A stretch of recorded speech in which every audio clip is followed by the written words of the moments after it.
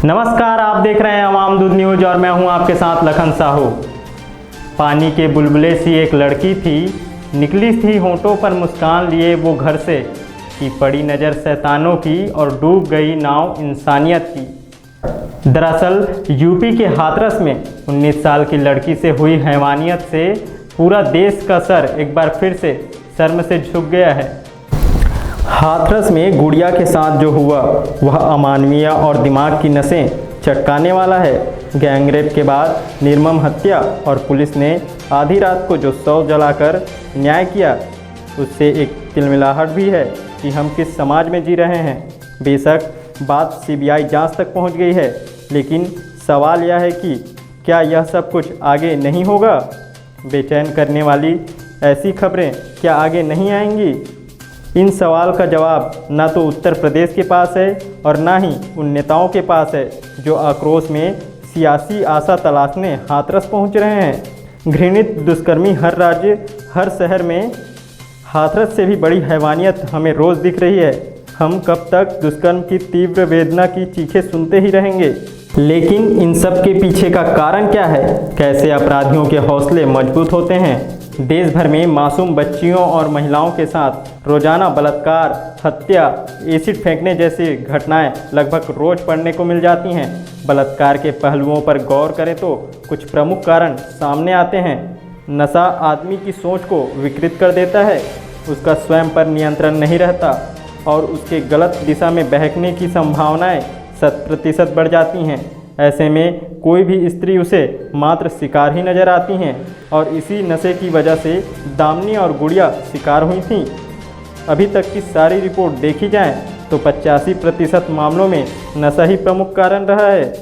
ऐसे में हमारे देश में नशा ऐसे बिक रहा है जैसे मंदिरों में प्रसाद। आपको हर 1 किलोमीटर में मंदिर मिले ना मिले पर शराब की दुकान जरूर मिल जाएंगी। और शाम को तो लोग शराब की दुकान की ऐसी परिक्रमा लगाते हैं, स्त्री देह को लेकर बने रस्ते चुटकुलों से चौराहों तक पर होने वाली छिछोरी गपशप तक और इंटरनेट पर परोसे जाने वाले घटिया फ़ोटो से लेकर हल्के बेहुदा कमेंट तक अधिकतर पुरुषों की गिरी हुई सोच से हमारा सामना होता है। पोर्न फिल्में और उत्तेजक किताबें पुरुषों की मानसिकता को दुर्बल कर देती हैं और वो उस उत्तेजना में अपनी मर्यादाएं भूल बैठते हैं। यही तनाव ही बलात्कार का कारण होता है। महिलाओं का अगर आत्मविश्वास प्रबल हो तो कोई भी पुरुष उनसे टक्कर नहीं ले सकता। महिलाओं को शारीरिक रूप से सबल बनाना चाहिए और वो मन से भी खुद को मजबूत समझें। विपरीत परिस्थितियों से लड़ने की ट्रेनिंग उन्हें बचपन से ही मिलनी चाहिए।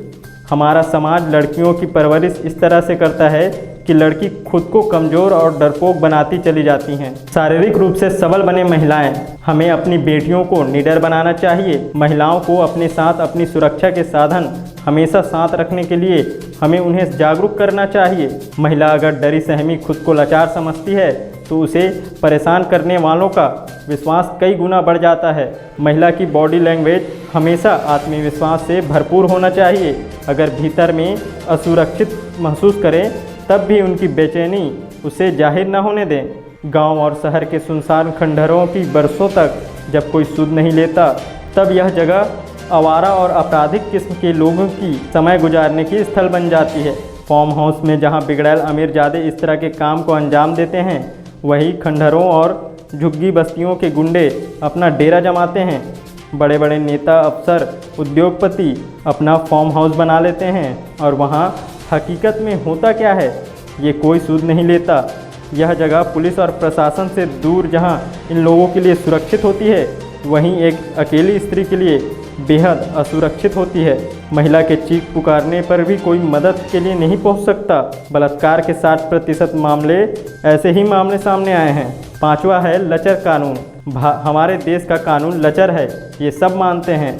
अगर कानून सख्त हो तो शायद आपराधिक मामलों की संख्या बहुत कम हो जाती।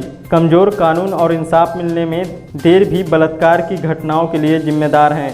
देखा जाए तो प्रशासन, पुलिस कमज़ोर नहीं है, कमज़ोर है उनकी सोच और समस्या से लड़ने उनकी इच्छा शक्ति। पैसे वाले जब आरोपों के घेरे में आते हैं तो प्रशासनिक शिथिलताएं उन्हें कटघरे के बजाय बचाव के गलियारे में ले जाती हैं।